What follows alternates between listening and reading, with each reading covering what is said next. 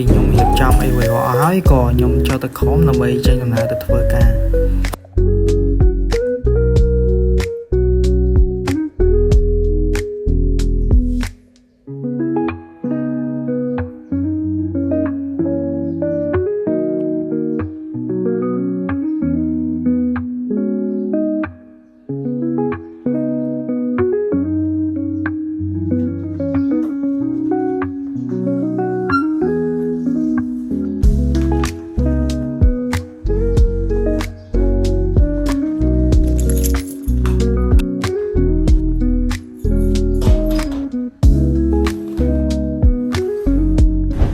ដល់កន្លែងនេះគឺយើងមកបាយផឹករបស់ខ្ញុំ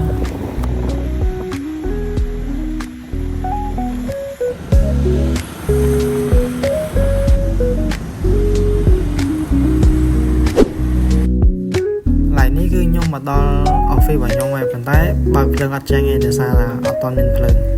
ផឹកពេក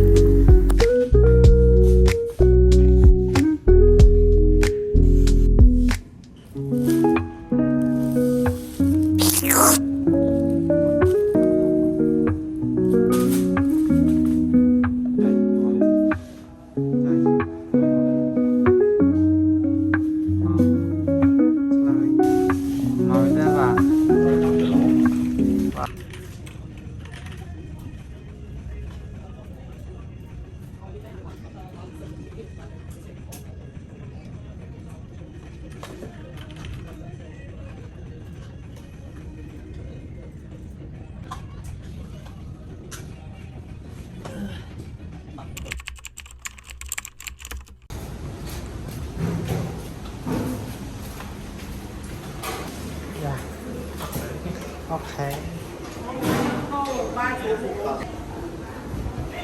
ហ៎បាច់ថតវីដេអូទីបាយទៅចេញថតវីដេអូលើកទី1គេឆ្ងល់គ្រប់គ្នាវត្តអញ្ចឹង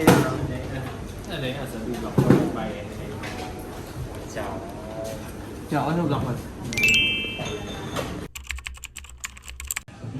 bạn developer ក្នុង YAI បែរដល់ហើយដែរsợ đấy nè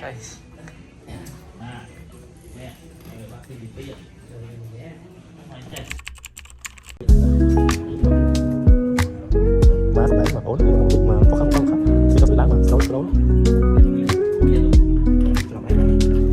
massage nó thấy rồi biết rồi